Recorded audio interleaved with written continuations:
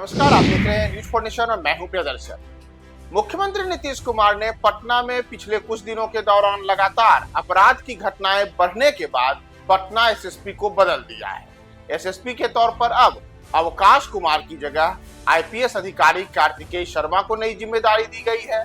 तो सबसे बड़ा सवाल है कि आखिर नीतीश कुमार ने बिहार में पटना को यानी कि राजधानी पटना को संभालने के लिए कार्तिकेय शर्मा को ही क्यों चुना, और वह भी उस कार्तिकेय शर्मा को जिन्हें लेकर के ये कहा जाता है कि वे जहां भी जाते हैं वहां अनुसंधान का दायरा ऐसा फैलता है कि जो अपराधी बड़े बड़े अपराध कर करके और अपने आप को छिपाए रहता है उसे भी एक मामूली से सुराग के आधार पर कार्तिकेय शर्मा सजा दिलाने में सफल होते हैं। और इतना ही नहीं, उनके रहते तो कई इनामी बदमाश भी जो हैं वह पुलिस मुठभेड़ में ढेर हो जाते हैं।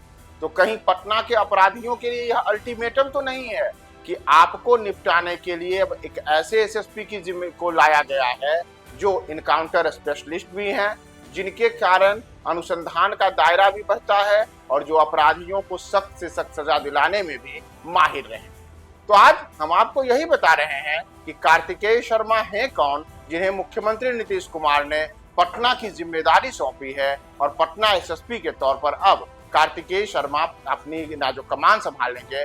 तो उसके बाद पटना के अपराधियों को क्यों दुम दबा लेना चाहिए, क्यों उन्हें अब अपराध छोड़ करके और बिल में दुबक जाना चाहिए। तो यह आप पहले कार्तिकेय शर्मा का जो अब तक का प्रशासनिक उनका जो इतिहास रहा है उसे पहले देख लीजिए। दरअसल अगर हम बात करें पटना के नए एसएसपी बने कार्तिकेय शर्मा की, तो एक बड़ा सवाल है कि यह हैं कौन।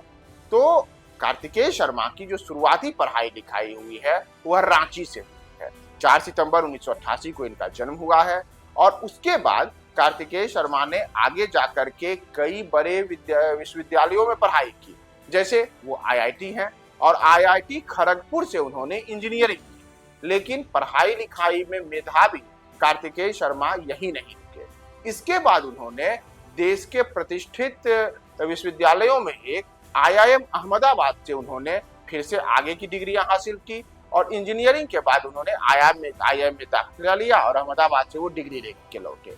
लेकिन अपनी मेधा के बदौलत उन्होंने वर्ष 2013 में देश के सबसे कठिन परीक्षाओं में एक माने जाने वाले यूपीएससी को क्रैक किया और वर्ष 2014 बैच के आईपीएस अधिकारी बनकर के वे बिहार आए। जब बिहार आए तो उसके बाद बिहार में भी इनका जलवा दिखा।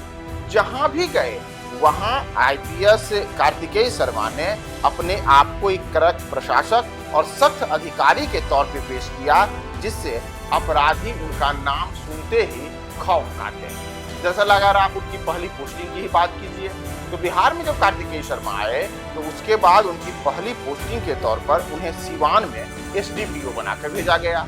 एसडीपीओ बनकर जब वो सिवान गए तो सिवान में उन्होंने कई ऐसे दुर्दांत अपराधी जिनका कि लंबा आपराधिक इतिहास रहा है उनके खिलाफ उन्होंने सख्त कार्रवाई की। लेकिन जब वह एसपी के रूप में लखीसराय पहुंचे तो लखीसराय में उनका असली एसपी वाला रूप दिखा। और क्या आम क्या खास, जिस किसी ने भी कार्तिकेय शर्मा के राह में बाधा बनने की कोशिश की, यानी कि पुलिस को उनके कामकाज से रोकने टोकने की कोशिश की, कार्तिकेय शर्मा के रहते लखीसराय में बड़े अपराध को करके उन्हें चुनौती देने की कोशिश की, तो उसे पुलिसिया अंदाज में कार्तिकेय शर्मा ने उसी तरीके से जवाब दिया और कई आम से लेकर के खास लोग तब कार्तिकेय शर्मा से नाराज हुए। लेकिन कार्तिकेय शर्मा का ये जलवा आगे शेखपुरा में भी दिखा और जब शेखपुरा के एसपी के तौर पर कार्तिकेय शर्मा गए तो वहां पर तो उन्होंने वह कमाल करके दिखाया जिसके कारण उन्हें अनुसंधान एक्सपर्ट कहा जाने लगा। दरअसल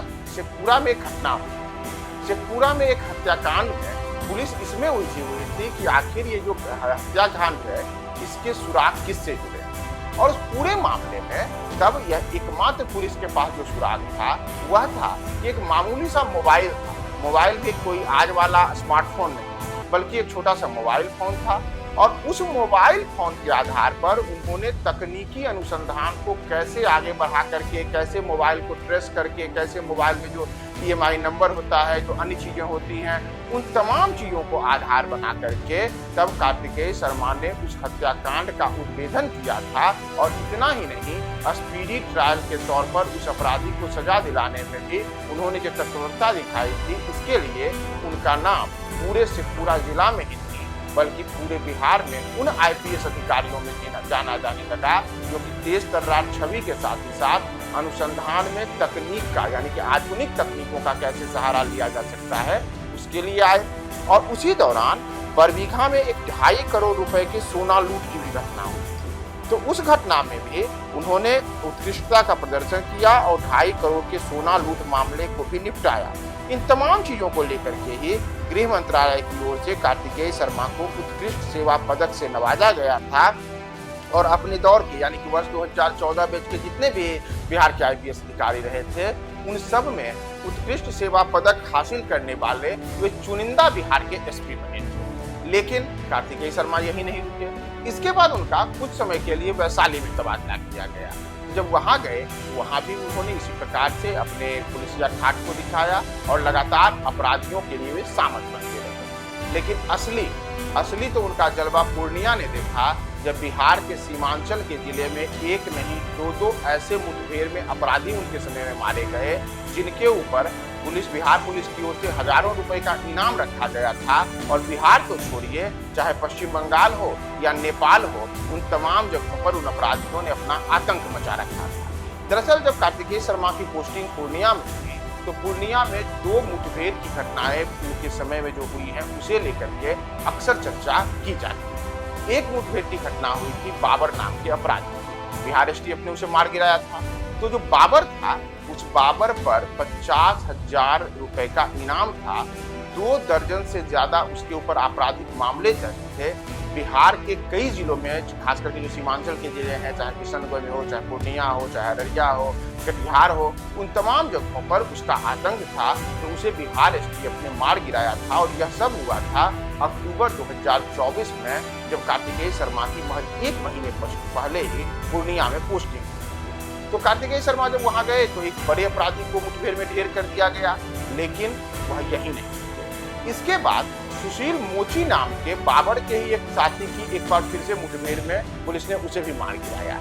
यह मुठभेड़ की घटना जनवरी 2025 में। तो जनवरी 2025 में जब सुशील मोची को मारा गया, तो इसका भी आतंक बिहार को छोड़िए पश्चिम बंगाल तक था। और 26 मामलों में यह नामजद अपराधी था।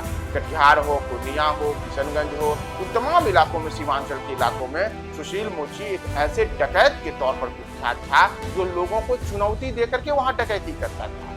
तो इसे भी मार गिरा करके जब ये दोनों घटनाएं हुई, तो एक तरीके से पूर्णिया में अपराध की बड़ी घटनाओं को रोकने में कार्तिकेय शर्मा के समय में हुई दोनों मुठभेड़ की घटनाओं ने बड़ी सफलता हासिल की। और पूर्णिया एक शांत शहर के इलाके के रूप में जाना जाने लगा। लेकिन इसके बाद कार्तिकेय शर्मा ने वह काम कर दिखाया जिसके कारण पूरे देश में उनका नाम लिया जाने लगा। दरअसल अगर आप याद करें, तो पूर्णिया के सांसद हैं पप्पू यादव, निर्दलीय प्रत्याशी के तौर पे जीते थे वर्ष 2024 का लोकसभा चुनाव। और उसके बाद उन्होंने दावा किया था कि लॉरेंस बिश्नोई गिरोह ने उन्हें धमकी दी है। और इसे लेकर के कई किस्म के ऑडियो वीडियोज सामने आए थे, कई किस्म के कथित दावे पप्पू यादव लगातार प्रेस कॉन्फ्रेंस से लेकर के अलग अलग जगहों पर करते रहे थे। बाकायदा उनके रोने धोने का भी वीडियो सामने आया था। लेकिन इन तमाम चीजों के बीच, जहां पप्पू यादव ने अपने खिलाफ साजिश करने, हत्या की धमकी देने, इन तमाम चीजों को लेकर के बातें की थी, तो इसमें वे बार बार लॉरेंस बिश्नोई गिरोह का नाम ले रहे थे। क्योंकि लॉरेंस बिश्नोई गिरोह के ऊपर आरोप लगे थे कि सलमान खान हो या मुंबई में कुछ अन्य लोगों की हत्याएं हुई हो, उन सब में उसका नाम रहा था। तो उसे लेकर के पप्पू यादव ने कहा था कि मुझे भी उसी शख्स के और उसी के गुर्गों ने धमकी दी। लेकिन कार्तिकेय शर्मा ने पप्पू यादव को धमकी देने वाले जो उनके दावे थे, उससे अलग बड़ा खुलासा किया था और कहा था कि पप्पू यादव ने जो भी दावा किया है वह निराधार है। और पुलिस अनुसंधान में उन्होंने उनके जो तमाम किस्म के दावे थे उसे सफेद झूठ बताते हुए और पूरे मामले का पटाक्षेप किया था, जिससे लॉरेंस बिश्नोई के नाम पर पप्पू यादव जो एक तरीके से कहें कि अपने आप को असुरक्षित महसूस करा रहे थे, तो उन्हें कार्तिकेय शर्मा ने भरोसा दिलाया था कि आप सुरक्षित हैं, आपको कोई लॉरेंस बिश्नोई धमकी नहीं दे रहा है, ये केवल हवाई बातें आपकी ओर से की जा रही हैं। तो ऐसे तमाम कई और भी मामले रहे जिसका सफल उद्भेदन और तमाम चीजें कार्तिकेय शर्मा ने जहां जहां गए वहां अपनी पोस्टिंग के दौरान किया। तो अब उनकी नई जिम्मेदारी पटना में मिली है। पटना एसएसपी के तौर पर तैनात हुए हैं और हाल के समय में अगर आप देखेंगे तो पटना एसएसपी के तौर पे जो भी, जैसे कि अवकाश कुमार पटना एसएसपी थे, तो अभी पिछले दिनों ही एक घटना हम सब ने देखा कि कैसे पटना में दिन दहाड़े बीच सड़क पर एक अपराधी गोली चलाता है और एडीजी जो होते हैं लॉ एंड ऑर्डर वह खुद उस घटना के बाद वायरलेस पे सूचना देते हैं कि इस अपराधी को पकड़ो, लेकिन पटना की सड़कों पर तैनात पुलिसकर्मी उसे पकड़ने में सफल नहीं हुए थे। इससे बिहार पुलिस और खासकर के जो पटना में तैनात पुलिसकर्मी थे उन सब को लेकर के काफी अलग किस्म की एक बातें सामने आई थी। आगे जब वो दिन दहाड़े अपराध करके अपराधी भाग जाए और खुद लॉ एंड ऑर्डर एडीजी आदेश दे रहे हों, उसके बाद भी कार्रवाई नहीं हो, तो अपराधियों के खौफ बाहर क्यों नहीं? इसके बाद हाल के समय में कई ऐसी घटनाएं देखने को मिली जब पटना में दिन दहाड़े लोगों की गोली मारकर हत्या कर दी गई, कई जगहों पर लूटपाट की घटनाएं हुई, अन्य प्रकार की घटनाएं हुई। तो ऐसे में कई अपराधियों के मनोबल बढ़ने को लेकर के भी यह एक संकेत रहा।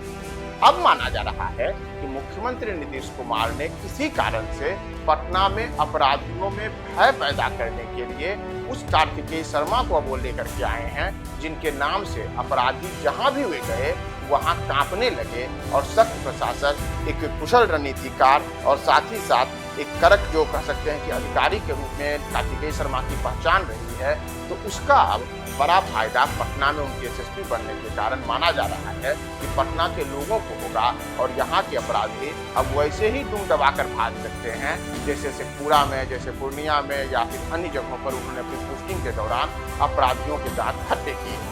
तो अब देखना होगा कि कई प्रकार की चुनौतियों से घिरे हुए पटना में कार्तिकेय शर्मा का जो अब आगे का उनका कार्यकाल रहता है वह अपराधियों के खिलाफ कैसा खौफ कायम करने में सफल होता है या क्या क्या बातें सामने आती हैं, हम आपको समय समय